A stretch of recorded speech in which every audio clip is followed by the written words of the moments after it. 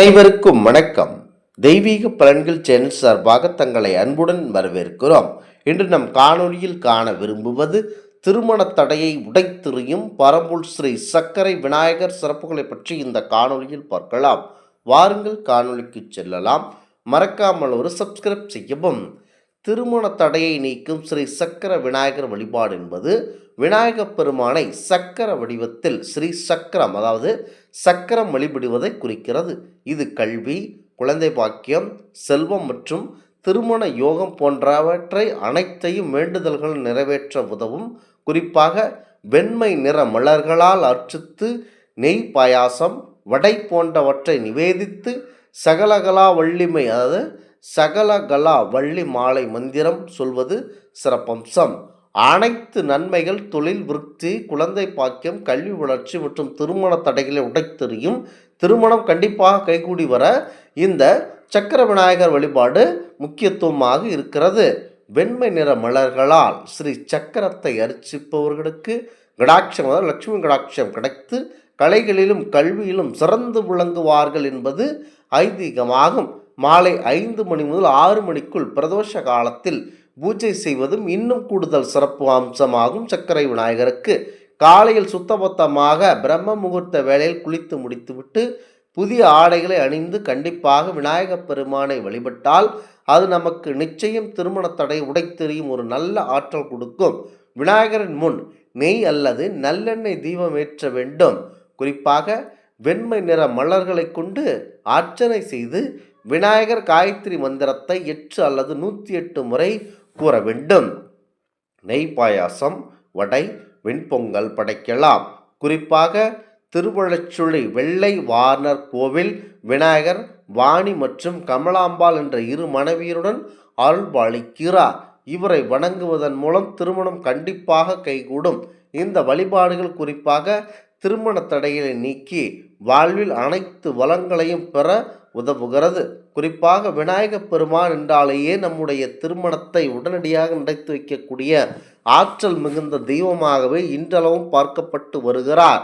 திருவாரூர் திருவஞ்சன வீதியும் கரைகாட்டு திருவும் சந்திக்கும் நாற்சந்தியில் அமர்ந்து அருள்புரித்து வருகிறார் ஸ்ரீ பெருநாற்று பிள்ளையார். இக்கோவில் தினம் மாலை 6 மணி முதல் இரவு 8 மணி வரை தான் திறந்திருக்கும். இந்த கோவிலின் சிறப்பே அரை மணி நேரத்திற்குள் நடக்கும் அபிஷேகம்தான். அதைக்கான தொழில் அபிவிருத்தி, குழந்தை பாக்கியம், கல்வி வளர்ச்சி, திருமணம் கைகூடுவது என்ற அனைத்து வேண்டுதல்களையும் சில வாரங்கள் அல்லது சில மாதங்களுக்குள் செய்வித்து பெருநாட்டு பிள்ளையார் நிறைவேற்றி காட்டி இருக்கிறார். இவரை இந்த முறையில் பார்த்து வழிபட்டு விட்டாலேயே போதும். உங்களுடைய மனக்குறை எதுவாக இருந்தாலும் அது உடனடியாக உடைக்கப்பட்டு உங்களுக்கு நல்ல விதமாக நடைபெறும். திண்டுக்கல்லில் இருந்து சுமார் 14 கிலோமீட்டர் தொலைவில் உள்ளது மேலக்கோட்டையின் கன்னி மூலையில் ஸ்ரீ தலைவெட்டி பிள்ளையார் இருக்கிறார். கல்யாண தடையால் கலங்கி தவிப்பவர்கள் இங்கு வந்து பொங்கல் படையிலிட்டு ரோஜா மற்றும் சம்பங்கி மாலையை விநாயகருக்கு அணிவித்து பச்சரிசி, எல், வெள்ளம் என கலந்த கலவையை கீழே சிந்தியபடி விநாயகரை 3 முறை வலம் வந்தால் உங்களுக்கு நிச்சயம் திருமணம் ஏற்படும். பிறகு விநாயகரின் கழுத்தில் உள்ள மாலையை வாங்கி கழுத்தில் 2-3 முறை போட்டு எடுத்துக்கொள்ள வேண்டும். விநாயகரின் கழுத்திலே திரும்பவும் அந்த மாலையை அணிவித்து விட்டு திரும்பி பார்க்காமல் வந்து விட வேண்டும். இதையடுத்து சீக்கிரமே கல்யாண வரன் தேடி வரும் என்பது இந்த பகுதியின் மாபெரும் நம்பிக்கையாகவே இருக்கிறது. திருவண்ணாமலை தேசிய நெடுஞ்சாலையில் 12 கிலோமீட்டர் மேற்கு அமைந்துள்ள கீராம்தீவனூர் அந்த கிராமத்தில் உள்ள பொய்யாமொழி பிள்ளையார் கோவிலில் திருமணம் செய்து கொள்பவர்களுக்கு முதல் குழந்தை ஆண் குழந்தையாக பிறக்கும் என்பது அங்குள்ளவர்களின் மாபெரும் நம்பிக்கையாகவே இன்றளவும் பேசப்பட்டு வருகிறது. விருதுநகர் மாவட்டம் ராஜபாளையத்திற்கு அருகே உள்ள தேவனம் என்னும் இடத்தில் கோரையாற்றின் கரையில் அமைந்துள்ளார் மதுர விநாயகர்.